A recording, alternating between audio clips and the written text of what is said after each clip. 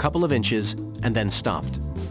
In traditional aluminum, the crack would have carried on and become far worse, but Glaire's glass fiber layers were stopping it in its tracks. And we did it 1, 2, 3, 4, 5 times. In fact, we were not able to make that explosive failure. This was the damage, the ultimate damage, but with this damage, the aircraft is able to make a safe landing.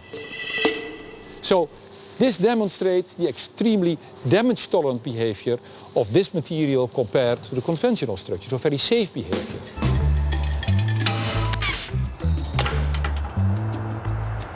Airplanes are getting bigger, and they're flying further and more often. They've got to be built from materials that are light and fantastically strong.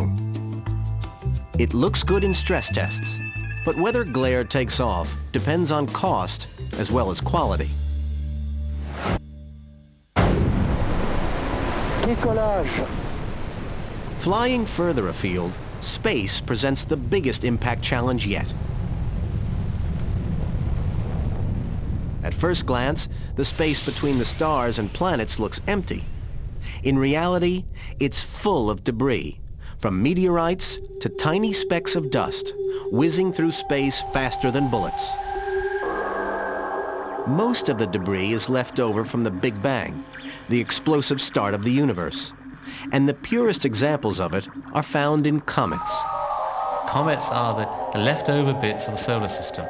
They are the remnants, the leftover bits, the bit from the beginning of time, as it were, for our solar system. Scientists believe that by studying the material in comets, they will be able to answer questions about the origins of the universe. Particles in space travel at around 35,000 miles per hour. So up to now, it's been impossible to catch them. As soon as space particles hit something, they just vaporize. If you were to leave something in space, it's peppered every day, certain timescales of years, by very small pieces of dust which will just leave little craters and cracks on the surface.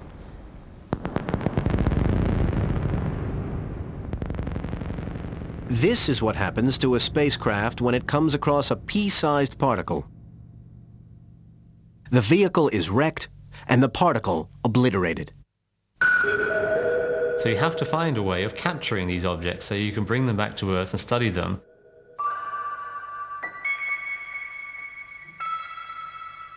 This is the answer. It's called Aerogel. Nicknamed frozen smoke, it is the world's lightest solid. A slab the size of a human will weigh less than a pound, but can support the weight of a car. Scientists thought Aerogel's unique properties might allow it to catch space dust without causing mutual destruction.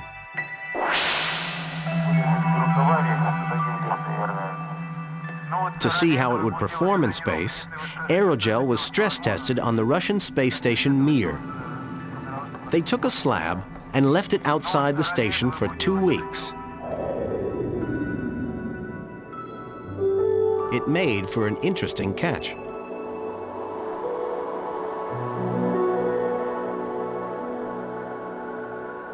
The particles didn't vaporize as they hit the aerogel. Instead, they burrowed their way in and stayed there. The space around Mir was full of man-made leftovers from space missions as well as cosmic dust. You find, oh, there's a paint flake trapped in it, or there's a bit of human waste trapped in it, or there's a piece of mineral, something which was a micrometeoroid coming from interplanetary space which struck your aerogel. 4, 3, 2, we have main engine start, 0, and liftoff of the Stardust spacecraft, returning a time capsule with the elements of the formation of our solar system. Aerogel did so well on Mir that NASA has launched a special mission called Stardust. Its aim is to use aerogel out in deep space to catch the stuff of comets. The comet tail the aerogel will fly through is called Wild 2. The gel is expected to collect more than 1,000 minute particles. If we can find the dust which is interstellar dust grains, bring them back to Earth, we will know what's out there between the stars. And no one's done that yet. That will be a very exciting first.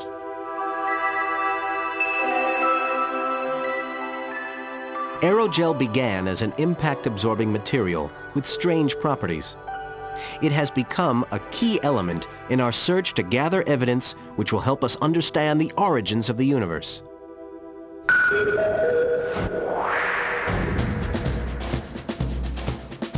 Back on Earth, there are far more deadly cargoes which have to be protected from impact at all costs. On this truck is a container full of nuclear waste. The waste has been sealed into a 50-ton container, forged from a single lump of steel.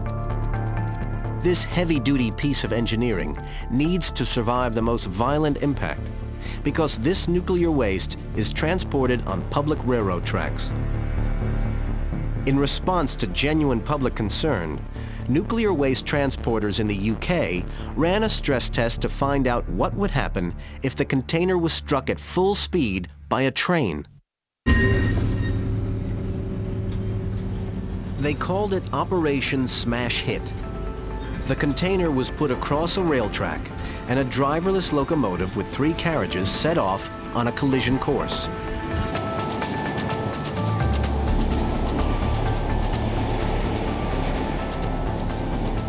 The train would reach 100 miles per hour before impact.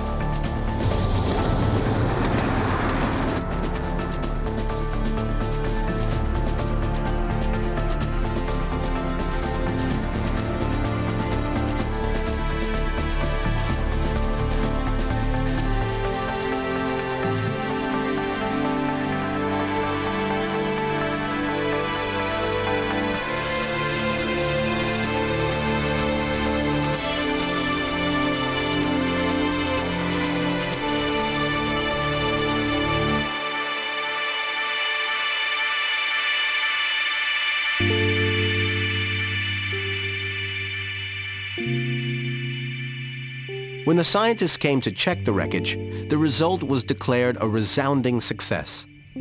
Scarred and buckled, the container had survived. It worked. And nuclear waste is now routinely carried on the railroads.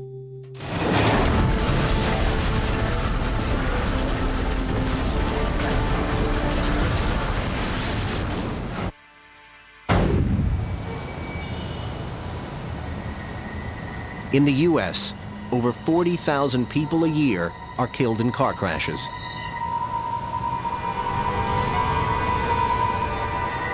In fact, your biggest chance of being injured or killed is either in or by a car.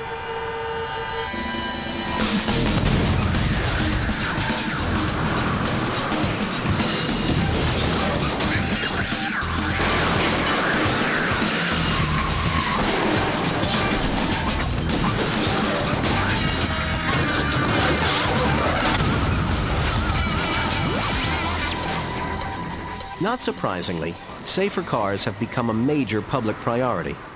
A lot of time and money has been spent on impact research. But are the stress tests working? Road accidents are the biggest cause of accidental death and injury. We're talking about more than one accident happening every second worldwide.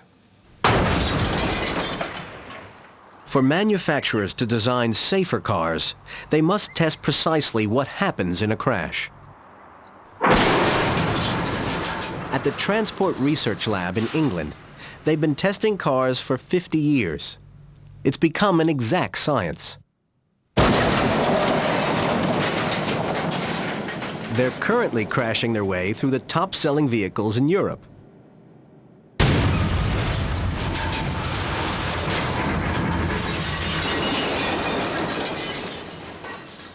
Cars are given a star rating of 1 to 5 based on their performance in frontal and side impact tests. If you are publishing the results of the performance of one car compared with another car, you must be able to demonstrate that every car has been treated fairly. So by getting everything as precisely the same in each test as you can, then you reduce the likelihood that the manufacturer will say, well, I think that my car was tested slightly differently from another one, and that's why I got a worse performance than I should. Today's test will be a head-on collision. Engineers from the manufacturers are there to keep an eye on their baby and check every detail of the test preparations. Okay, thank you. The star of the crash test is, of course, the dummy. Dummies are wired, so at the moment of impact, 79 channels of data will be sent to the onboard recorder. The crash dummies are the closest technology can get to the human body. They weigh the same, and they've been fitted with lifelike joints. He still looks a bit tilted out towards you. These tests are really good at telling us what happens to the outsides of our bodies in a crash. But we also need to know what damage occurs to internal organs. The only way to get this information is from autopsy data from actual crash victims. Information from thousands of impact tests, as well as real accidents, has had a major effect on car design.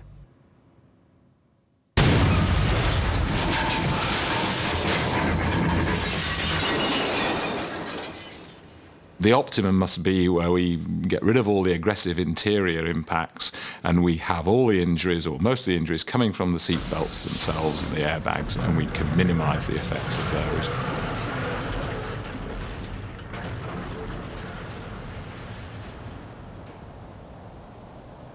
The test car is rolled out to a temperature-controlled tent, as all impacts must be done under exactly the same conditions.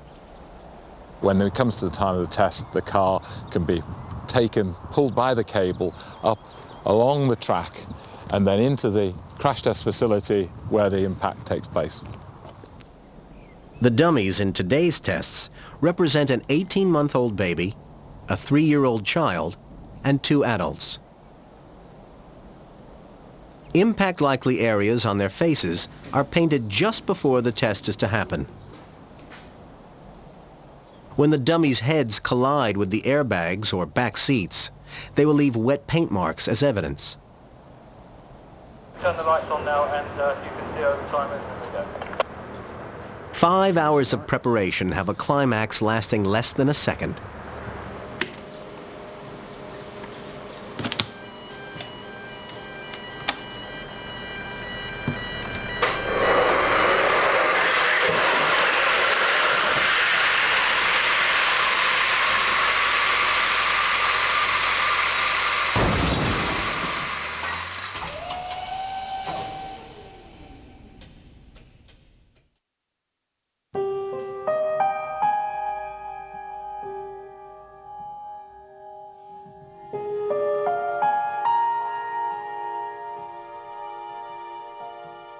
Once the data from the computers and the 27 cameras has been analyzed, it will be directly compared with the other tests in the car's class.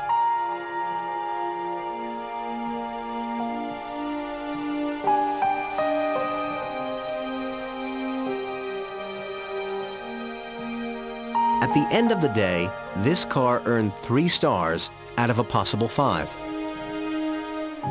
If a design gets top marks in the test, the marketing team wants to know about it. These days, safety sells.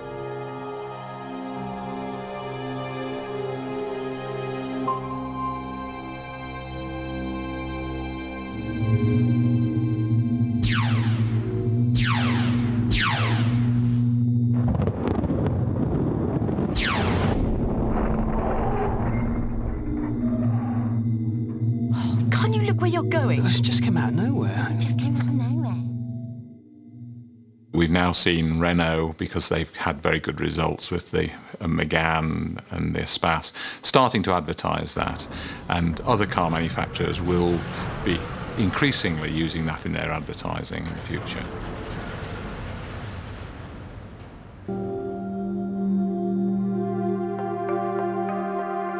Conditions may be getting safer for drivers and passengers, but the street remains a dangerous place to be. Over 5,000 pedestrians are killed by cars every year.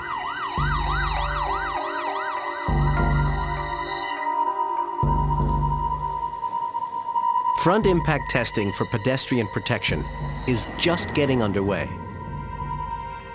All it now requires is legislation. The consumer has to say, I want to have pedestrian protection on my cars. We're all pedestrians, so we all have that risk. But at the moment, that's been resisted.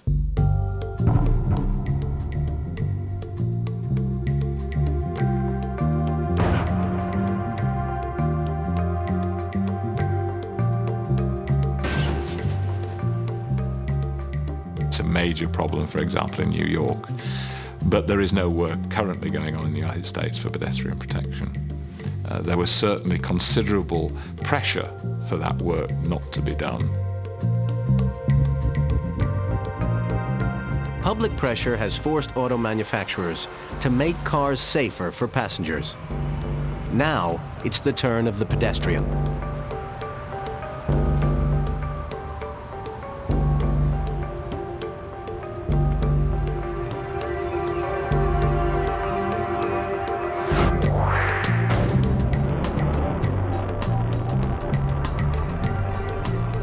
Scientists are understanding more and more about the causes and effects of impact.